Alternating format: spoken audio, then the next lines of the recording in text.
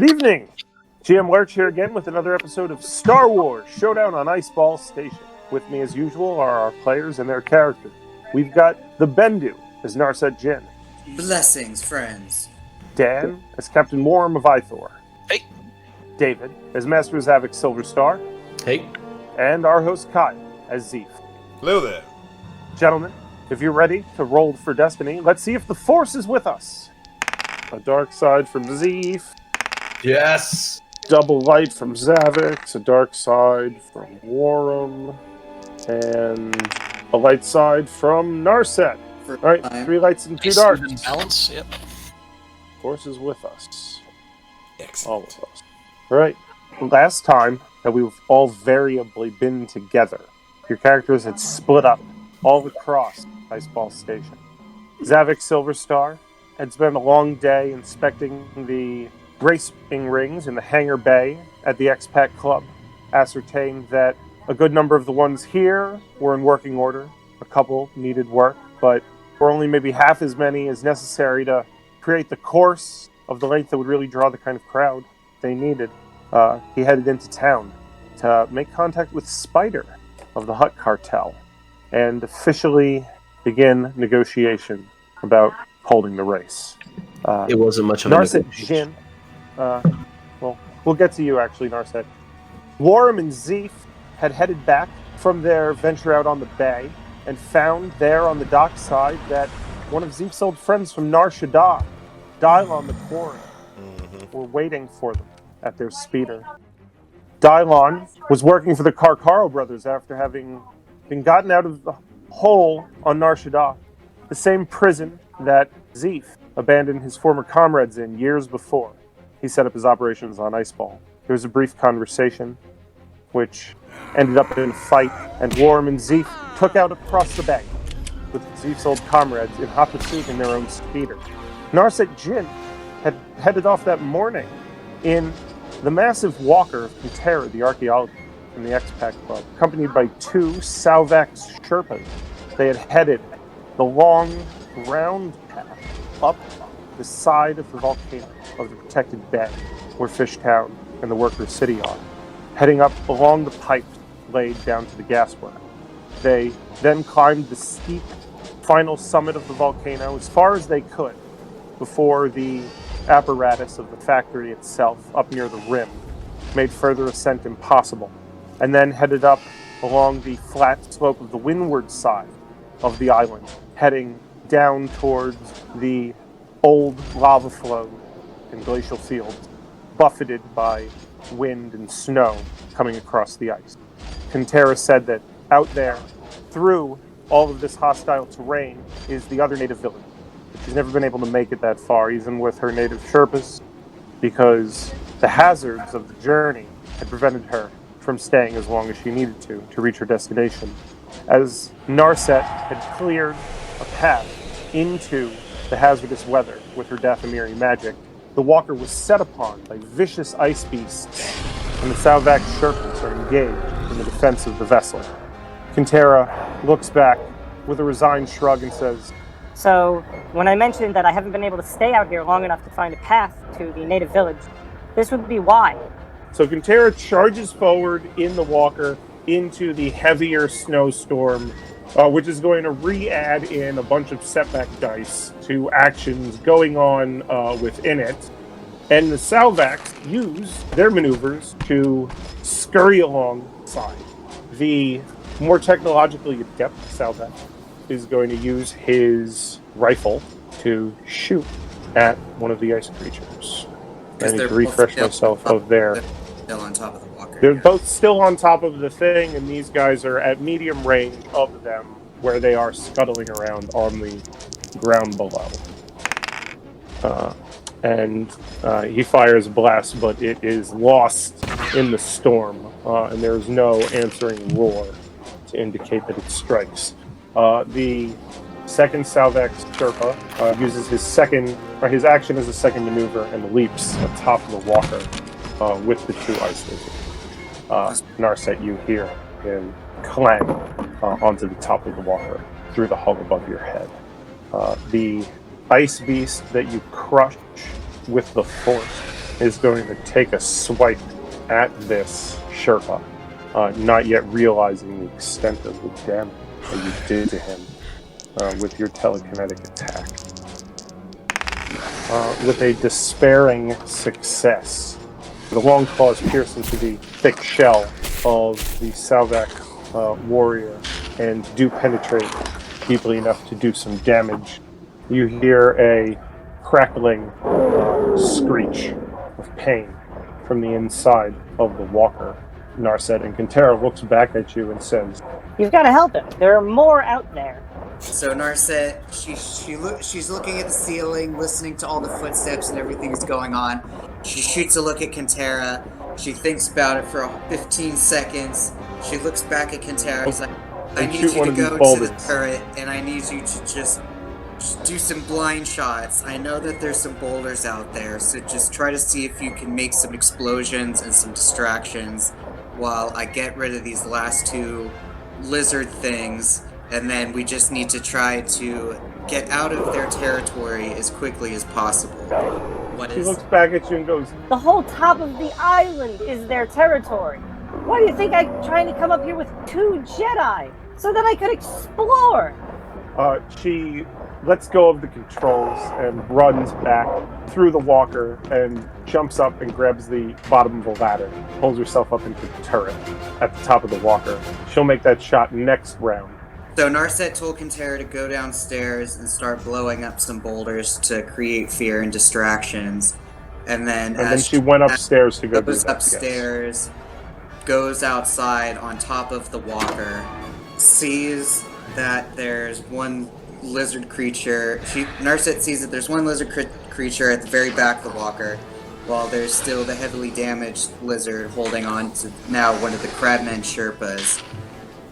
So maneuver 1 was getting upstairs. All right, so you go outside through the hatch? So I go outside through the hatch. Oh, okay.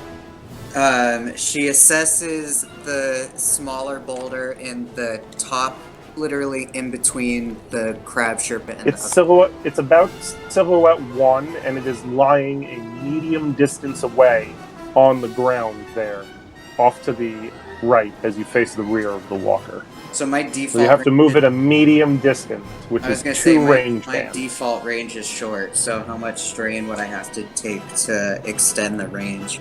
So the way that works is you make the force power check, and then you use your pips to activate those bands, and it depends on whether you have light or dark bands to determine whether you have to take strain or not to use them. If you get enough light so you use action to make that force power. So for my first action, so Narset jumps outside, she assesses the position of the boulder, and then she uses the force move power to pick up the boulder and uses control hurl to throw it at the furthest lizard person. Right, so 1 success, 1 threat, 4 light side, and 1 dark side. So the 1 success means you did it. You picked up that rock and you hit the thing with it if you have enough force power points to actually do it. You said you needed 3 to do that, and you have enough force power points to do that with the light side, so you don't have to take any strain to do it either. You do take 1 strain from the threat. It's very cold out there. So Narset takes a strain as she jumps out into the icy cold, but she focuses, lifts a rock, and chucks. You can turn your light side point freely into a success to increase the damage, or an advantage to cancel out that threat and not take the strain. Up to you. I'd rather have the advantage just be a knock it the fuck off of the walker. Well, that would be more advantages than you would need. I just wanted to knock You would need more advantages than just 1 to knock it off the walker. But you don't have any advantage right now. You have a success and a threat. No, I understand. You're hit with the boulder, however, and you do 11 damage to it. Nice. It soaks a good deal of that and takes damage. As it does. You don't have any advantage, so you can't knock it down or anything like that. As you hit it. But it is struck mightily with the boulder at speed.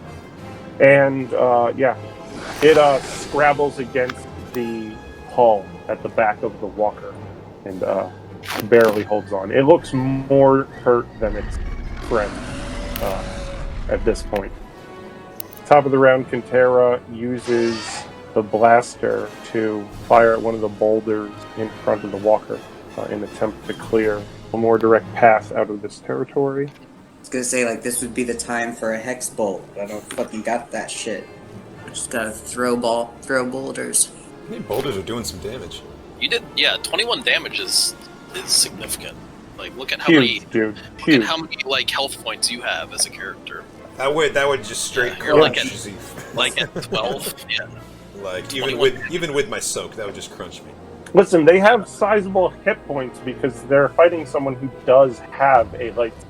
You know what I mean? But if you take the lightsaber to them, they're going to go down in a couple of. You know what I mean? Like, the lizards are also silhouette too. If you'd hit a silhouette 1 creature with that boulder, it would be a different story, I think. Oh yeah, a person hit with a silhouette 2 boulder is going to be paced. It's going to do 20 damage to somebody whose health is in the teens and who might have 5 soak. And Gorgs are like armored. big ass lizards with like exoskeletons, you know? Like it's not gonna kill it outright. Gorgodons are enormous. Yeah, it's the size of like one of the bigger creatures on Fallen Order. They're like 9-10 feet tall, hulking monsters with huge maws of teeth, and they're here to fight somebody with lightsaber. But I mean, you did the debuff that you put on the other one is also massive because it doesn't soak that damage that it takes every. It just takes 4 wounds anytime it does an action, and that's massive. Kintera blasts with the cannon, but just shoots off into the snow. She goes, I'm going to concentrate on driving, actually. And hustles back to the front of the walker and goes back to driving it. The Salvax down on the ground, who's still keeping vanguard for the walker, takes another shot at the creature at the rear of the craft, the one that's not engaged with his buddy. His bolt spangs off the deck at your feet, Narset, and it's going to cause you a setback on your action this round, as you have to dodge the Eric Blaster bolt from the 2 threat that he generated on his roll. No success there from him.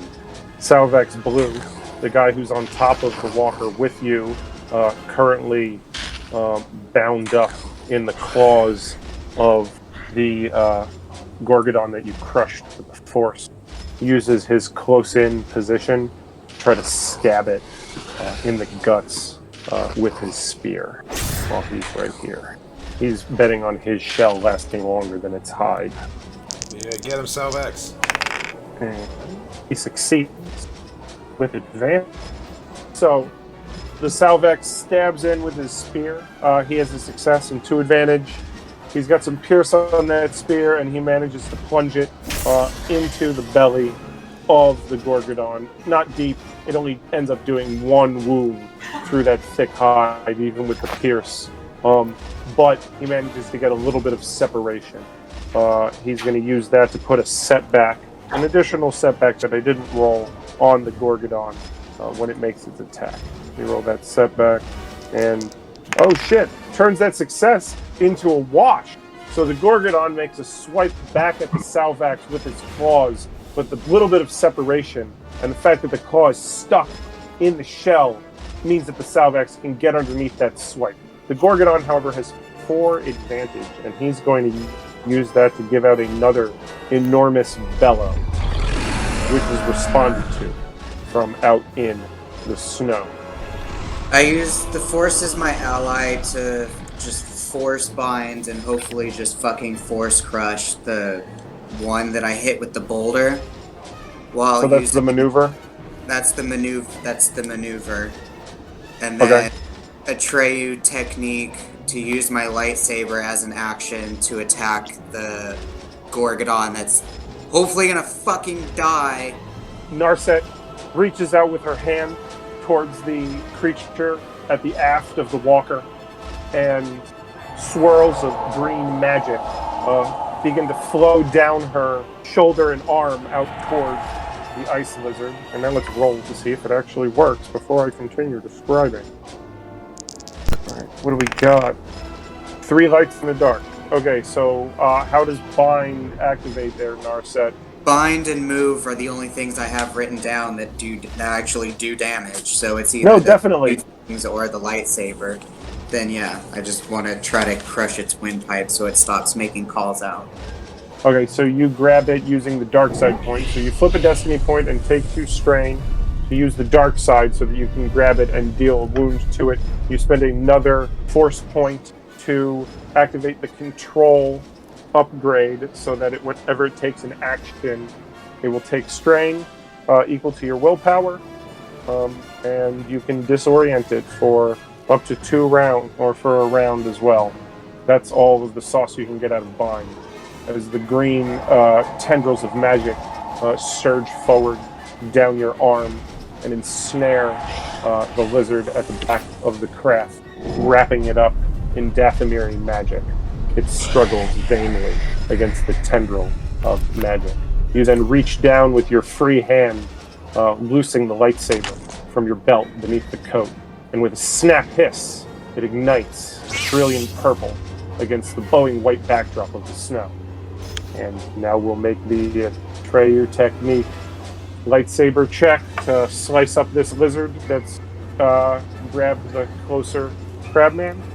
Yes. You're already engaged with it because you came up out of the hatch right there on the front of the craft where they're already fighting each other. No success in the threat. Narset pops her saber and leaps forward to attack the Gorgodon, but she has to pull back at the last second as it turns nimbly, and the Salvak Sherpa is nearly bisected by her lightsaber. She manages to avoid cleaving the Salvax, but takes another strain from just the hecticness of all of it. What's your strain looking like? We're at strain 12 out of 14. Oh, so you took 2 more. Welcome to safe territory. 11 with this one that you just took now. Alright, yeah, you're up there pretty high, Narset. Alright, and the Gorgodon at the back of the walker, having been buffeted by boulders and then wrapped up. Well, he's immobilized, so he can't really go anywhere. He's going to make a check to attempt to free himself from this mystical encirclement he is, and he's going to take a bunch of wounds in doing it because of the damage that you did to him with your magic. He's going to make a really big athletics check. He succeeds in freeing himself from the encircling Dathomiri magic and clatters back to the hull of the walker. In doing so, he takes 3, 4, 5 additional wounds in the course of that and looks extremely the worse for wear. We'll do one more round up here on the walker, Narset, and then we'll bounce to the boys on the bay. Alright, at the top of the round, Pantera is back at the pilot seat. She yells up to you from below. Left or right? But like it looks like a bunch of icicles and boulders that are like completely blocking the downward slope. Yeah. Downward slope looks neither left nor right. It looks straight. Pantera continues driving with no sort of guidance into the blinding storm. Neither, she says. Alright, Salvax Red is taking another pot shot with his rifle at the extremely wounded ice beast at the rear of the walker.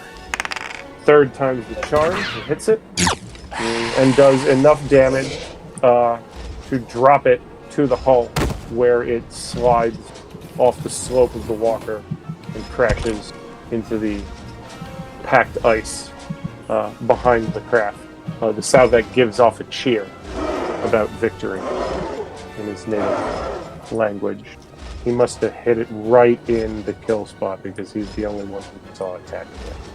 The Salvax, who is fighting against the Gorgodon on top of the walker with you there, Narset, tries to break free so that he's no longer stuck in the claws of the creature that's getting attacked by a plasma sword.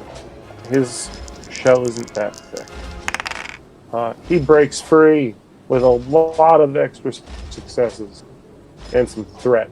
So, oh damn, 5 successes. He takes some strength in the doing of it, but with 5 successes, he manages to get himself disengaged and out to short range from the creature, where he will no longer be imposing into your melee attack range. Narset gets himself a little bit of distance with his very successful disengagement from that. With those threats, though, I'm going to spend some destiny points. Let's say 2 of them as a new small ice beast stalks its way out between the boulders to the left side. Well, I guess the right side if you're facing the front of the walker. The Salvac Sherpa, still down on the ground, gives a cry of alarm as it does. Points towards it with his spear. Well, let's do the saber attack again. Excellent, yeah. Why don't you just... Why not what, Dan? I was gonna say, why don't you spend the destiny? What did you already roll for? Oh yeah, do you want... Well, it's fine. Do you want to spend a destiny? Actually, you know what you got, Narset? Is you also have that one that you can remove 2 setback from anything. I remember. Oh, well then, yeah, we should re-roll it without the setback. It's like a one. It's like a one session, but yeah. Sounds worth it. Why not? This is like your one action you can end the session, encounter. so. You know what I mean? Like, what? You can remove, yeah, like, this is the. You have one talent that moves 2 sense setback from any check or something, right?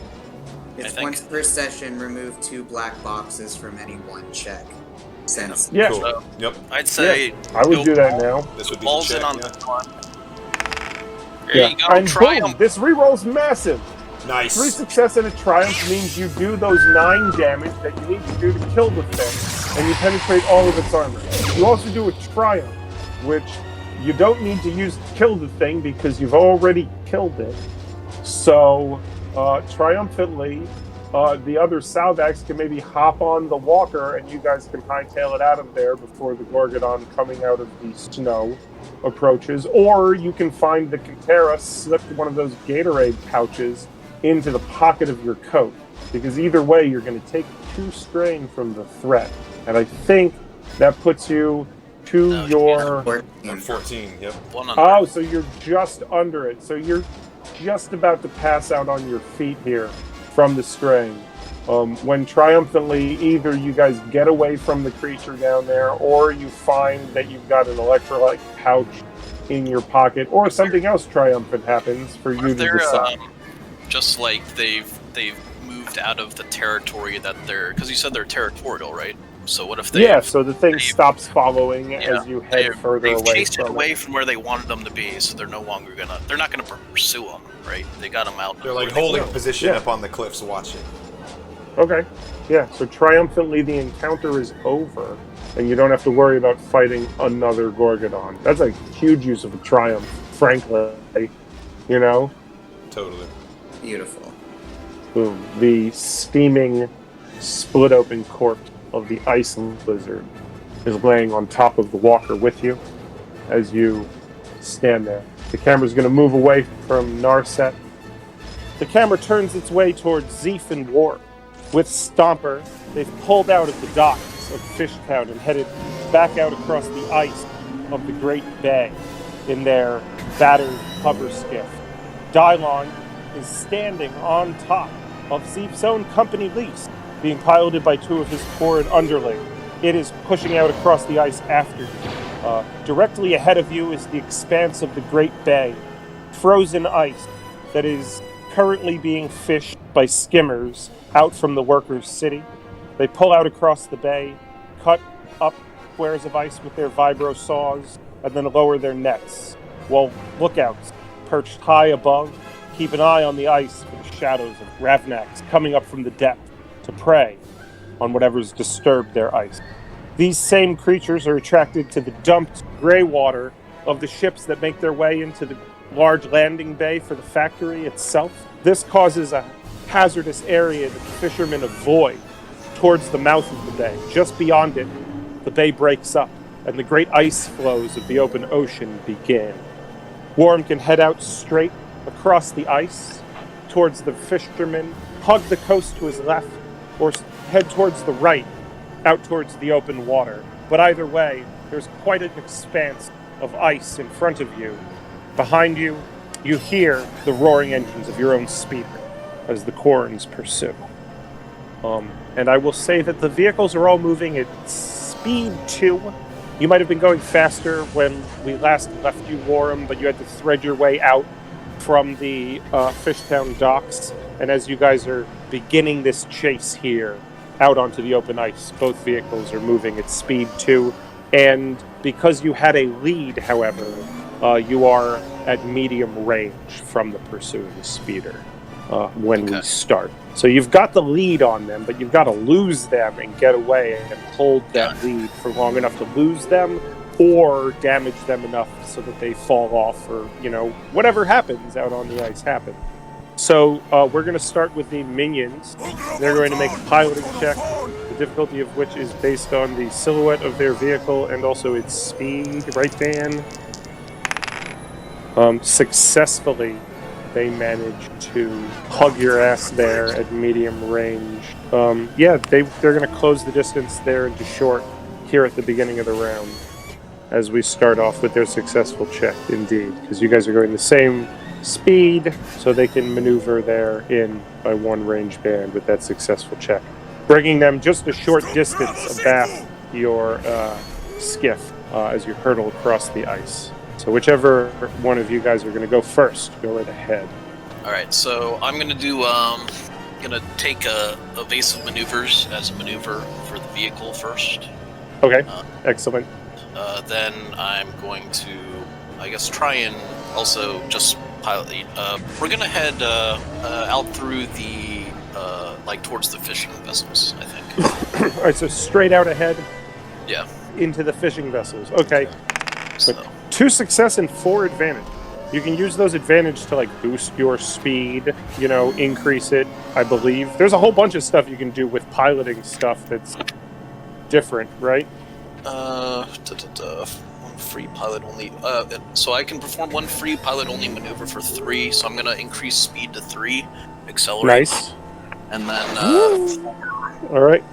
So to try and pull away a little bit, and then with the last one, I'll give a boost to Zeef on his combat check. Right. So you're back out to medium as the result of that acceleration, Worram, and successfully you wind your ship in and out of the fishing vessels out here at the center of the bay. You feel like you could probably lose them here.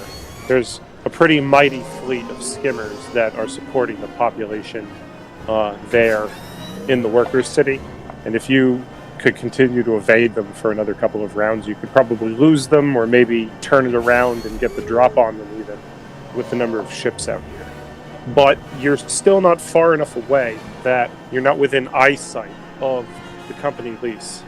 Dylon, the massive Worram, is perched on top of the speeder, just aft of the cabin. He gets up into a 3-point stance, and just before the speeder falls back too far away to get a shot, he ignites his incinerator and attempts to blast the rear of your skiff. He's not attacking anyone in the skiff particularly. Just trying to disable He's attacking the skiff, but if he gets advantage, he can activate the blast quality, and then he'll be able to catch definitely Worram there at the back at the controls. And with the threat and a success, he does blast out a stream of burning jelly from his flamethrower, which washes against the rear plating of your skiff. It does 11 damage, which is enough to do 1 point of hull trauma to the skiff because it has no armor. He has a threat, so you can use that to give him a wound if you like, in the form of a strain, or to do something else. Maybe he burned his hand. Like it heated up too much and like it Yeah. burnt the skin on Yeah. his hand, so now he like... Yeah, he takes a wound. Yeah. That All works. right, excellent. Okay, that's Dylon. Deals a point of damage to the skiff itself. How many hull points do we have? And now on the it's skiff? you're up. We have 6. 6. So now we're down to 5.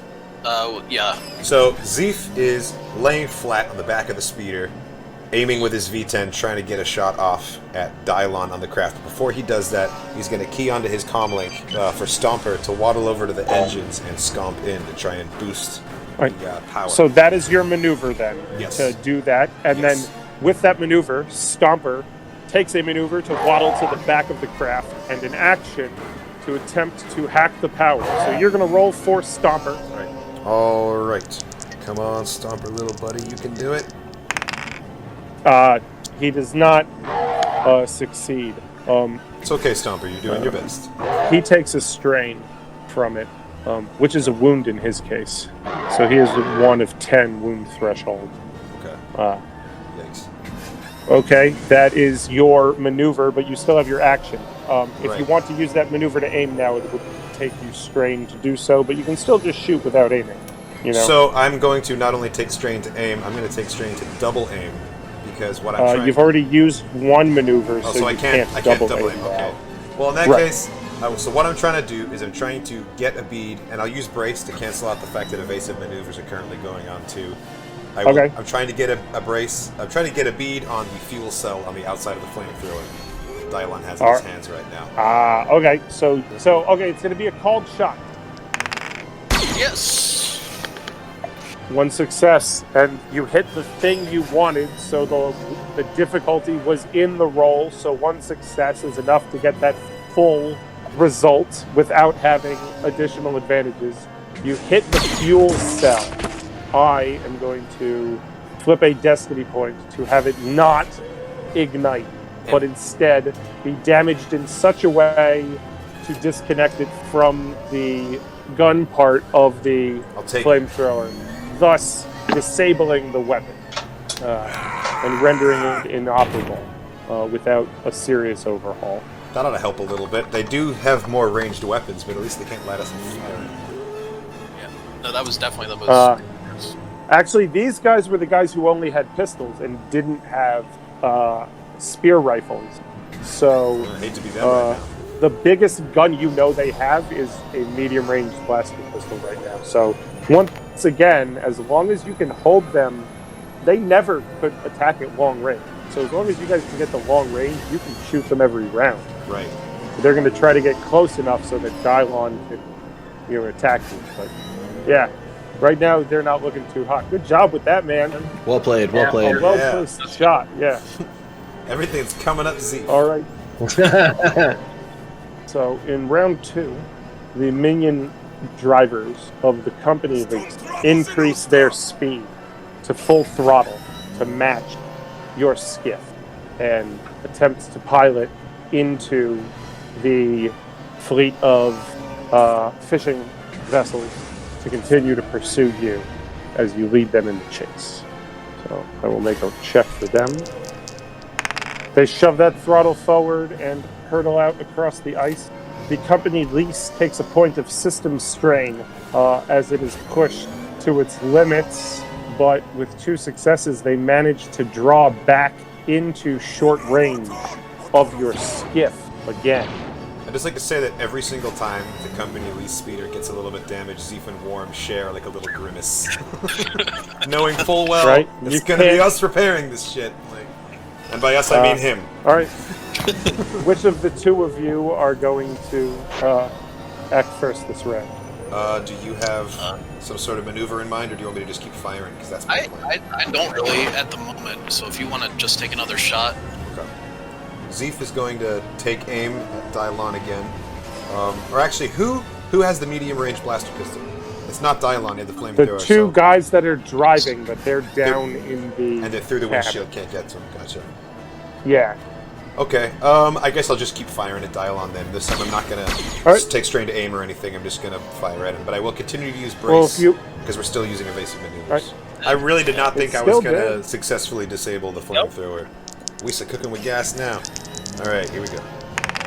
Alright. Yes! Alright, so you plug him, What is the damage on your rifle?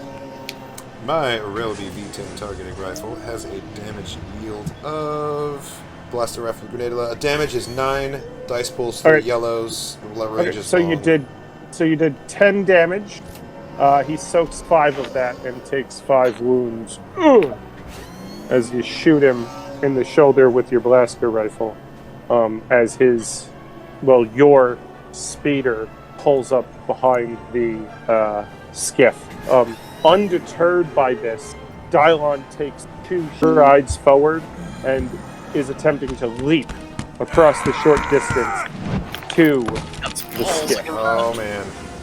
Yeah, he's really going for the gusto. I look at him preparing to do this, and Zeef calls out across the gap. It's over, Dylon! Misa having the high ground! Successfully, he clangs down within the gunwale tunnels of the skiff on the deck next to Worram.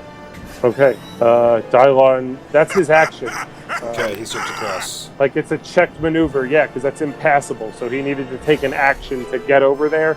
With a maneuver, he reaches onto his belt and pulls out a hand grenade and thumbs it on, and he goes, "You're right, Zeef. It is over." Shit.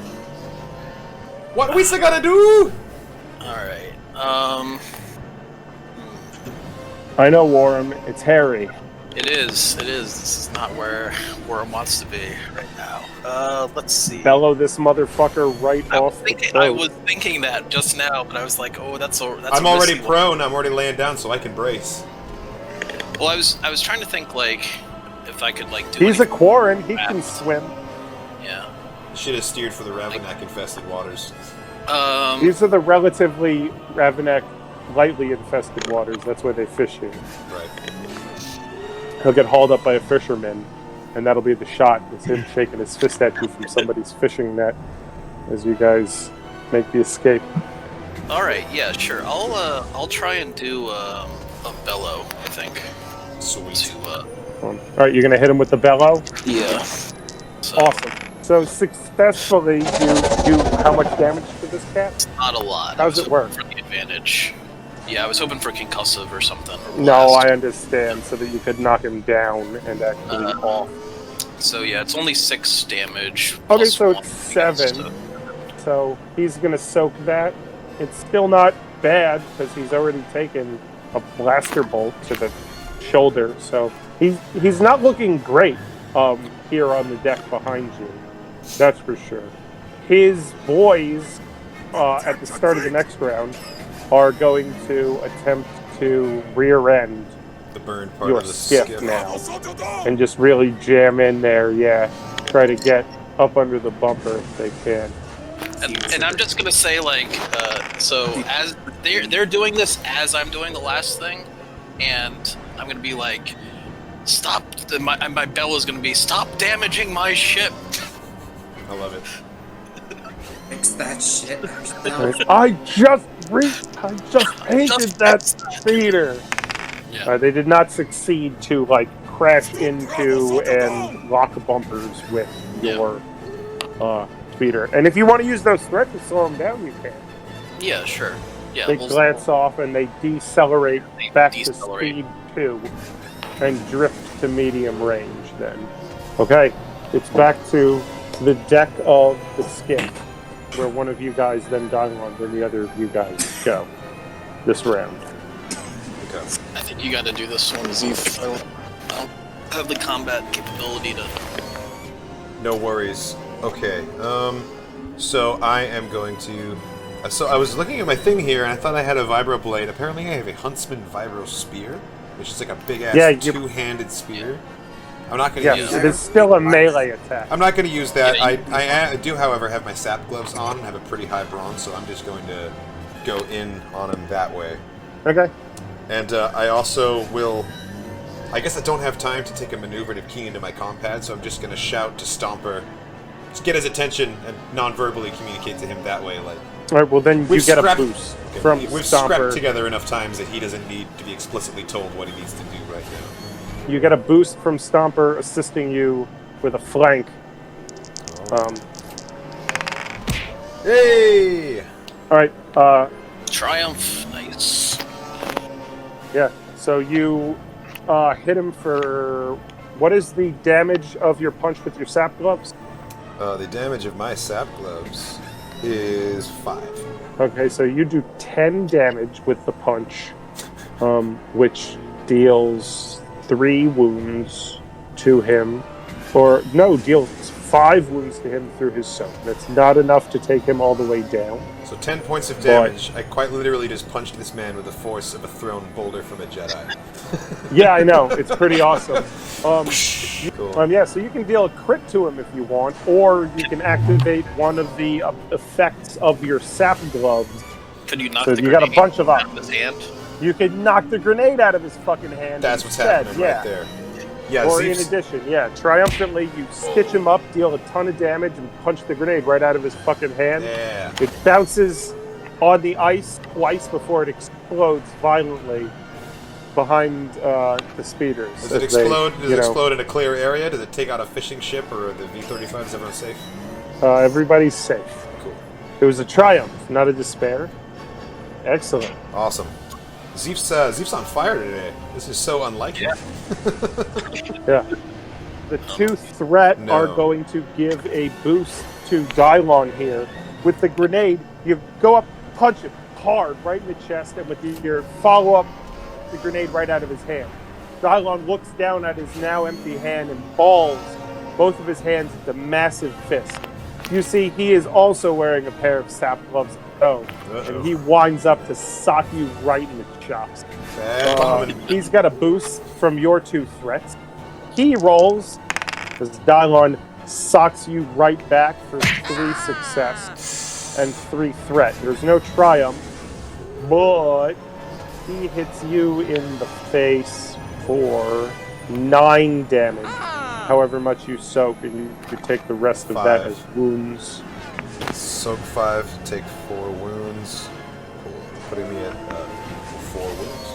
Yeah. Oh, you're at 13 actually, Zeef. Oh shit! Okay. 13 wounds. Yeah, because of the fight. He incinerated you earlier. Yeah. Yeah, he did. Yeah, he did. Oh, what's your threshold, by the way? 17. 17. Oh, so you're at 13 of 17 and he's at 12 of 17? Ooh, yeah. This is fucking awesome. It's one of those. It's one of those kinds of fights. Yeah. It's like 2 Mars. Yeah, you guys are just punching each other just over. This is the end of fucking The Quiet Man is what this is. Just 2 slabs of beef going at it Marcus of Queensberry rules. Hell yeah. Alright. So Dylon cracks you right back in the face. Zeef spits a tooth out, looks back at it, and readies up to go some more. Misa can do this all day. So Worram is just gonna keep piloting to maintain the distance from the speeder, but not making a check, just the maneuver, just to keep range, not like dodging in and out or anything. So and then he's going to use his tool belt to draw like a tool as an incidental, and he's going to take out his multi-goo gun, and he's going to try and ensnare. Awesome.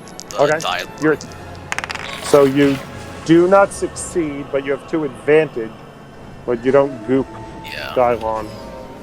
I'll give him a setback. I'll say that I kind of I was trying to ensnare his feet, but I missed. But it's still slick and slippery around his feet, while on the deck of the skiff. And, excellent. So and it'll give a setback to him on his turn. Yeah. Cool. Okay, we'll go to the top of the next round then. Worram. The minions are going to try to catch back up. The other guy stands up in the passenger seat as the roof slides open, and is going to try to make a blast with his pistol. But again, he's just shooting at the skiff itself. He's going to try to hit Worram instead, but that's going to be a called shot to do that, as Worram's back there at the controls. He fails, and with 2 threat. Yes, and they move out to long range behind. Yeah, Zeef is going to just continue to wail on Dylon. make another melee attack with the sap gloves. And as he's punching him, he's saying to him with each impact, he's like, Wisa, Kuda, Vin, Palos, Dylon. As in just awesome. 3 success does 9 damage. Okay, so you do 8 damage. He takes 3 wounds, and he is still standing with 2 more wounds in front of you. And he's going to punch you back. Of course he is. I can take it. I'm a tough gun. 3 success and a triumph. He slugs you for 9 damage back, which turn into 4 wounds, which is enough to bring you to your wound threshold. Oh no. So am I unconscious? Triumphantly, he's also going to deal... You're not unconscious until you exceed your wound threshold. Okay, so you can meet it and you're still up. He is also going to deal a critical injury to you with the... Actually, no, he's going to activate, what is it, concussive? Oh, what are you doing to me? So he's going to knock you out standing up without actually dropping you as he lays the concussive on you. Oh, concussive adds an automatic upgrade to the difficulty of any checks you make. At this point, as you stand there dazed, the comlink on your belt starts beeping as Zavix attempts to call you. Worram, I'm going to let you take an action, and then we're going to go to Zavix and his unanswered phone call, because things just aren't going your way. I had luck for a minute there. Now it's starting to feel more familiar. And then it went back to low Rick. You just can't close, Todd. Apparently not. What do you got for us, Worram? So if you can do 3 wounds to this guy, he's out. I actually have a way. And you win. I'm gonna see. I do have a way to do it. Snatch victory from the jaws of defeat once more. I think I can. I do think I can. Alright, so we're going to do... So I'm going to put the... I'm going to use the tool belt thing again to return the goo gun to my belt. And I'm going to use a maneuver to draw a Nullicane from my pouch. Okay. I'm going to inject him with the Nullicane with a easy medicine check to an engaged character. Okay. And if I succeed, I do 3 strain damage to him, ignoring soak. Nice. All right, but go ahead and try to strain, and then he just he knocks you out on your feet, and you're like, and then Worram comes up and injects him in the ass, and he just drops. Let's see. Let's see, because he's at 15 of 17, and we lost Bendu. So that's let's okay. See he's looking very graceful in his frozen thumbnail. Yep. Oh, please work. Oh, come on. Oh, man. Alright. Alright, no dice. Oh, failure. With advantage. Damn it, I was... He can get a maneuver with strain. And use that maneuver to order Stomper to try to, charge him or some shit. I forgot I have... No. So we are not done yet. I have second chances. I can re-roll 1 die. Yes! 1 positive die. Oh, nice. So you're re-rolling that blank yellow upgrade, and you might turn this into... You might get a double success. And turn this thing into a fucking success with 2 advantages. Yep. Alright, man. Roll 1 yellow die. And everybody, hope that the great magnet bends its energies in our direction, or pray, or trust in the Force, or some nonsense. Oh, come on. You have 3 advantage now, though. Which can be a success. So you can do more things than you could have done previously. Zeef's really got to slug this guy before he goes down, you know what I mean, basically? Yeah. Do we want to do the last round?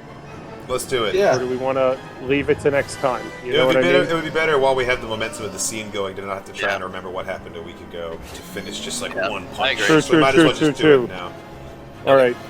The minions are going to try to catch back up, though, from long range, and they're too slow. And successfully, but with threat, they do. What is the strain threshold of the VCX? So as they catch back up to short range in a burst of speed, one of the 3 engines coming up from the rear deck of the speeder gives a great cough, and a plume of smoke comes out of it, and then the company lease loses all speed and drops aft of the skiff very rapidly. Zeef and Worram share a look like, ugh. No.